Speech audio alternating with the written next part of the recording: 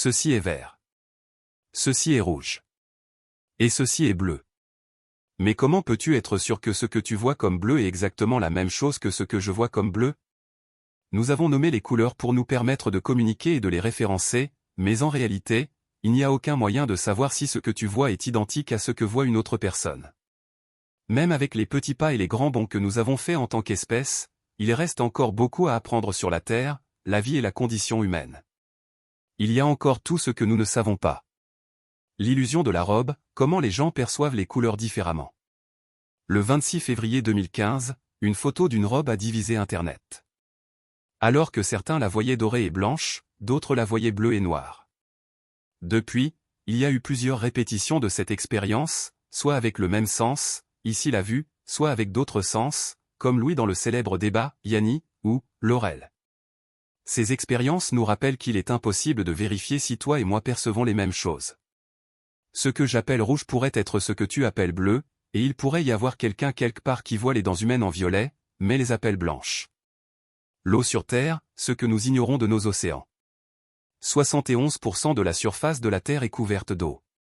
Les humains sont composés d'environ 60% d'eau, les pommes de terre 80%, les pastèques 93% et les concombres 95%.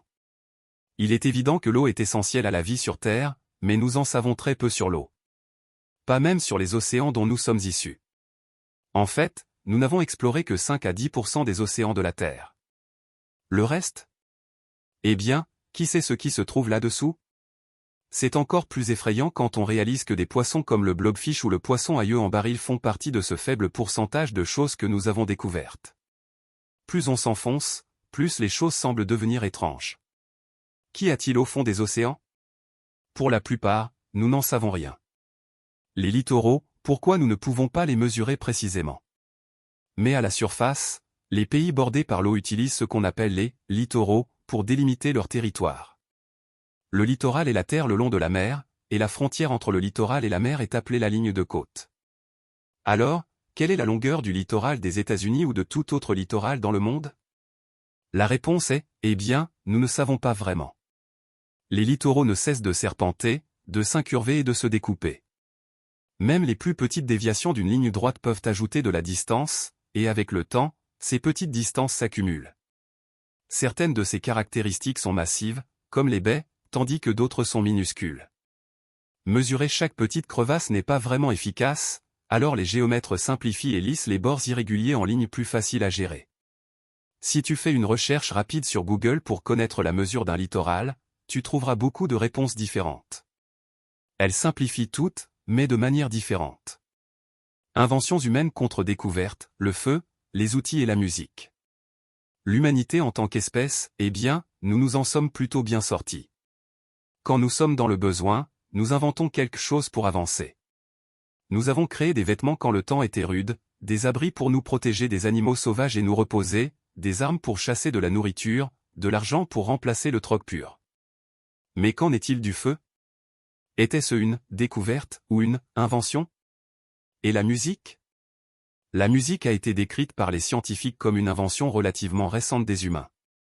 On pense que la musique aidait nos ancêtres à renforcer les liens au sein de communautés soudées. Mais les humains ont-ils vraiment inventé la musique? Ou avons-nous simplement découvert que certains sons sonnent bien avec d'autres?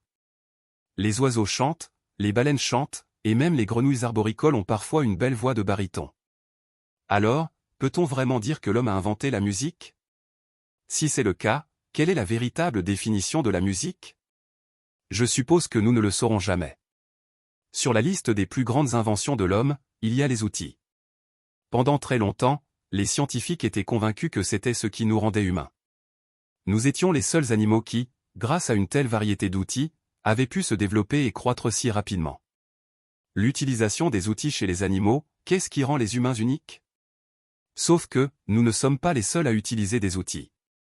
En fait, beaucoup d'animaux, principalement des primates, utilisent des outils pour toutes sortes de raisons. Une étude de Jane Goodall sur les chimpanzés africains a changé à jamais la définition de l'homme.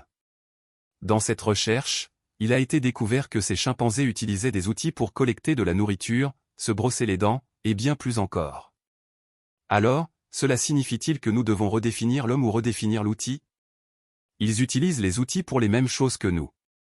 Acceptons-nous les chimpanzés comme humains? Bien sûr que non.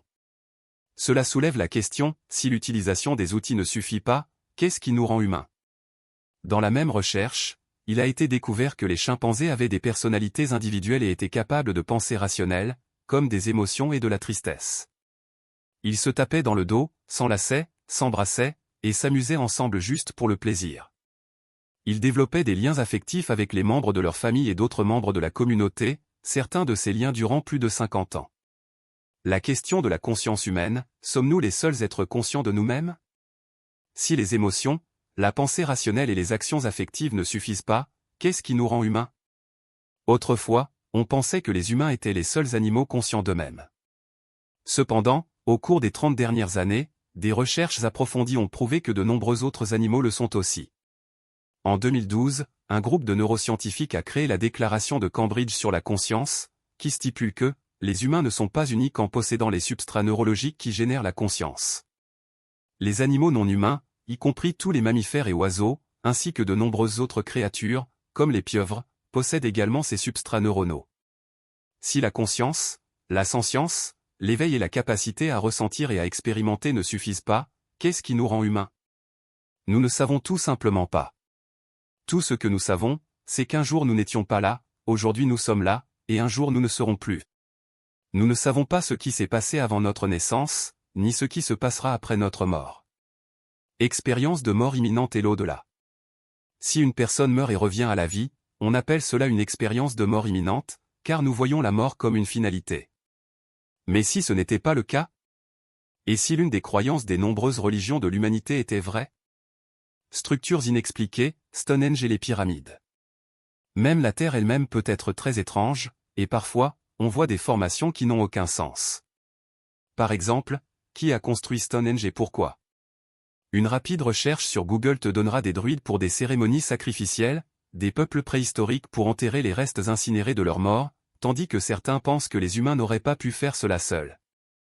Mais en réalité, nous ne savons pas. Il en va de même pour les pyramides. Certains pensent que les dieux d'Égypte ont construit les pyramides, d'autres sont convaincus qu'elles ont été faites par l'effort humain. Mais, en réalité, nous ne savons pas. La puissance de l'esprit humain, l'effet placebo et l'auto-affirmation. L'esprit humain est tout. Toutes les plus grandes inventions, théories et découvertes de l'homme viennent de l'esprit humain.